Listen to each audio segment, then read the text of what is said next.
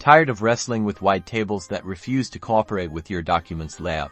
Let's transform those cumbersome tables into perfectly formatted elements with this quick guide on rotating tables in Microsoft Word. First, you need to select the entire table. The easiest way to do this is by clicking on the small square handle that appears at the top left corner of the table. When you hover over it, this highlights the whole table.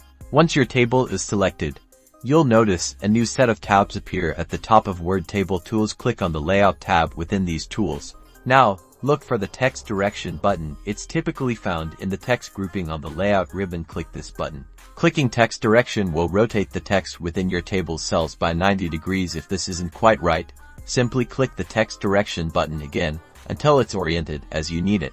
You can click it multiple times. Each click cycles through different orientations, usually 90 degrees at a time, until you achieve the desired readability.